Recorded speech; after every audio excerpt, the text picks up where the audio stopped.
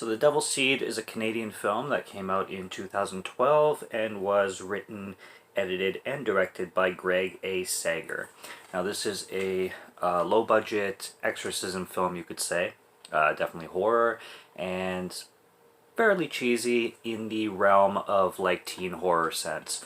It's not PG-13, it's definitely R rating, but it definitely goes for that kind of 90s-ish vibes of like teen horror movies that came out at the time. At least that's the vibe I got from it. But basically it's about three girls who live together. They go to college. There's Bree, Jess, and Alex is the lead character. And Alex has a grandmother that is battling cancer. And on a night out with Bree and Jess, they go to a club, and on the way back to the club, Alex and Jess pass by a psychic store shop kind of thing, and they're drunk, so they decide to get the psychic reading, and after that, it turns into your typical like possession movie where there's an entity after Alex, and she's going crazy. She doesn't know what to do. The psychic basically didn't give her much information on what's going on, but definitely made it very clear that something is after her. And, it basically just starts to take over her life. The girl that they live with, Bree, is a total bitch, and she's like the antagonist of the film. Not that she does anything to harm anyone, she's just like the bitchy girl who, is just all about drama and doesn't do anything whatsoever to help. Alex also has a boyfriend who's a complete douchebag as well. His name is Brandon, and there are some situations involving Brandon and Bree that don't help anything whatsoever. So there's this film doesn't reinvent the wheel by any means. It definitely is a bunch of stuff you've seen before, but that doesn't necessarily make it bad. It's definitely a really effective horror film. If you're looking for like a B-movie, low-budget kind of theme and kind of feeling and mood, it's definitely good on a rainy night kind of thing. It's effective in what it needs to be in. There's some intense scenes. There's some really gross scenes too, involving girls' bodily fluids, we could say.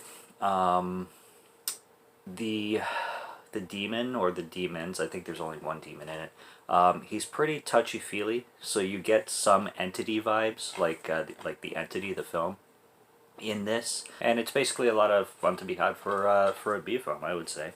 The lead actress, Alex, she kind of looks like a mix between Scout Taylor Compton and Christina Scorbo, I believe, from the Sharknado films, the bartender who plays Nova in the Sharknado films. She's like a hybrid between those two actresses. It's really funny. She's really good looking too.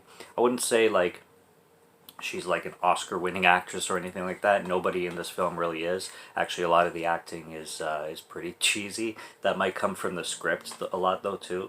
But it's a well put together film, and it's pretty effective, and I would recommend it for me if you're in the mood for that kind of film.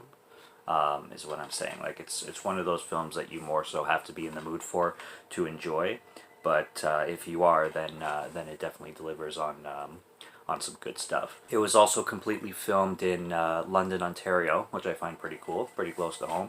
I like watching films that are filmed in locations that are nearby, because I don't know, they feel more personal to me. I believe I've mentioned that in other videos before. And I like the theme too, or the plot point, you could say, that they get a professor involved, because there's this professor that really wants to help Alex, and her friend Jess, who's a really good friend by the way, starts to let this professor know that something's going on with Alex kind of thing. And there's a plot point that involves him and the professor's father.